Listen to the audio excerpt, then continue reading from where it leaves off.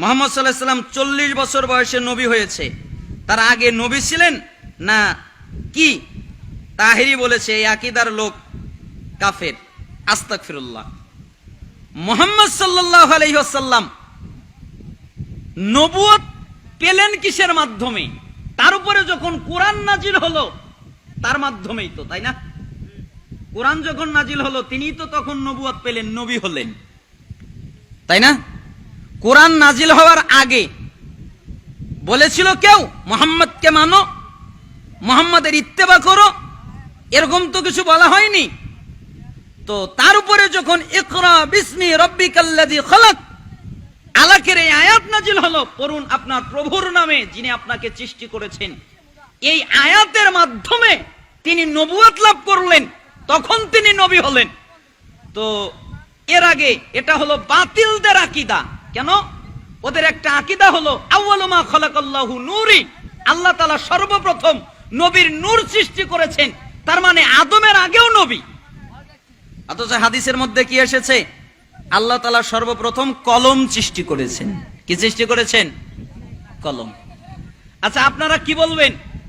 আমি এসএসসি পরীক্ষা হলো না, এসএসসি পরীক্ষা দিয়েছি, তাই আমি এসএসসি পরীক্ষায় পাশ করেছি, তাই পাশ, নাকি না পরীক্ষা দিয়ে না পাশ করেও পাশ? আপনারা কি মনে করেন? পরীক্ষা দিয়ে পাশ করার পরে পাশ, না না পরীক্ষা দিয়ে না পাশ করে পাশ? পরীক্ষা দিয়ে পাশ করার পরে পাশ। কেতা হবে কেন? তাকদীরে তো আছেই, আগেই তো লিখে রেখেছেন। আল্লাহ তাআলা আসমান জমিন সৃষ্টির, সবকিছু সৃষ্টির 50,000 বছর আগে মানুষের তাকদীর লিখে রেখেছেন। ওই দিনই তো লিখে রেখেছেন যে আমি এসএসসি পরীক্ষা দিব, আবার এটা দেখা লাগবে কেন? কথা বোঝেননি? এরকম যুক্তি তর্ক করলে অনেক দূর চলে যাওয়া যায়। এজন্য বিশুদ্ধ আকীদা হচ্ছে রাসূল সাল্লাল্লাহু আলাইহি সাল্লাম 40 বছরে কয়েকদিন কম বেশি তিনি নবুয়ত পেয়েছেন, তখন থেকে তিনি বিশ্বনবী মুহাম্মদ সাল্লাল্লাহু আলাইহি সাল্লাম, তখন থেকে তার আনুগত্য করা, ইত্তেবা করা আমাদের জন্য জরুরি হয়ে গেছে। মেয়েরা কুরবানির পশু জবাই করতে পারবে কি? কুরবানির পশু মেয়েরা জবাই করতে পারবে, এই অনুমতি আছে যদি পর্দা মেনটেন করে করতে পারে।